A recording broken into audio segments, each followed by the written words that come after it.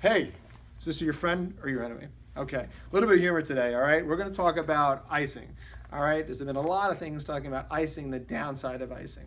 There's this gentleman, Dr. Merkin, Dr. Merkin, I want to call him just a gentleman, and he talked about icing years ago, a thing called RICE, rest, ice, compression, and elevation. And what Dr. Merkin said initially was that we want to rest the area, we want to elevate the limb if it's swollen, we want to compress the area, and we want to ice it, we want to elevate it. So, but the ice part, he thought would decrease the inflammatory response. And the idea was, well, body was getting inflamed and it shouldn't get inflamed. Well, I don't know. Maybe we're playing God. Maybe we're saying something that the body actually has to do. Maybe it has to go through this inflammatory process to actually heal. Go figure.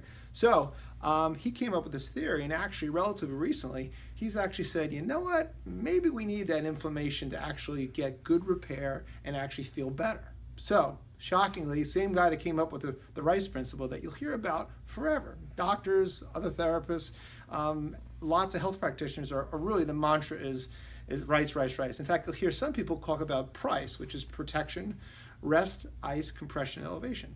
It's kind of evolved. And I do believe that there's a modification, there's modified rest. You want the air to repair a little bit. But to proactively get in there and try and suspend the healing, it's a little concern. So we call it of our, my new principle, it's going to be called the Tom Wellman principle, is power, pooling, and prolonging. Okay, so power, pooling, and prolonging. Okay, so the first thing we've noticed is with certain ice, they actually have decreased power production in the muscular unit if we ice it. We actually are not as strong.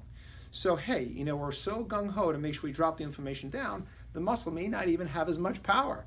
Wow, what is that, a kick in the butt?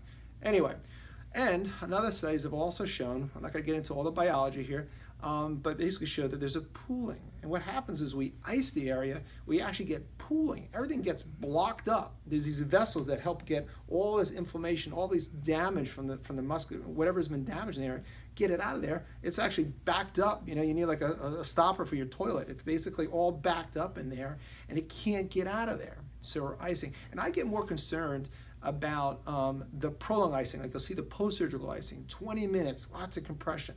And a lot of doctors keep on doing it. And I haven't come to grips with what exactly I feel, but I definitely are concerned that is part of, that might be creating more harm than good. I do think with the ice, there is a degree of, I just say, numbness that occurs with icing. So people feel, wow, I'm nice and numb, must be helping me. So I think that's one of the things with ice. We say, well, drop down inflammation, and you also get a little numbing, so you feel a little bit better after you're done.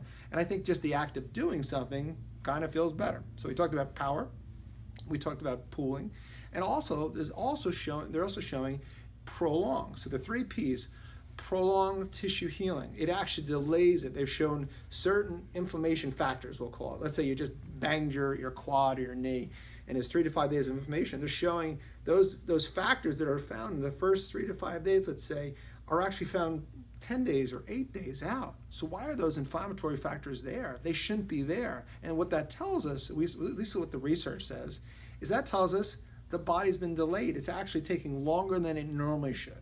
So why is that occurring? So listen, I want you to just kind of think about these things. These are just not to accept knee-jerk reactions that I should be icing, I should be taking certain anti-inflammatories, which goes back to my other topic that's connected to icing. And a lot of anti-inflammatories, they see the same thing. They've shown with like Advil, Motrin, there's a decrease in tissue healing by using these. So the same things occurring, we think, is the inflammation is being pushed down. We're stopping that natural process that the body is doing, and we're getting that the tissues aren't healing as well. So those are some things that are very, very well recognized. Certain other anti-inflammatories, the COX-2 inhibitors, decrease in bone healing. So they're kind of similar. Both are inhibiting the inflammatory response. So let's consider that. We'll think about the 3 Ps from Tom Wellman. I'm going to credit actually Franklin here. He's a biology major. He's really a really smart guy, and he came up with the 3 Ps, and I think it's right. So it's power, prolong, decreased power, and pooling. So think of the 3 Ps as maybe impacting how you're getting better. So all right, wait for that, and be careful. Don't kick it with the ice, and it may not be helping you as much as you think. All right, post your comments and share this on YouTube.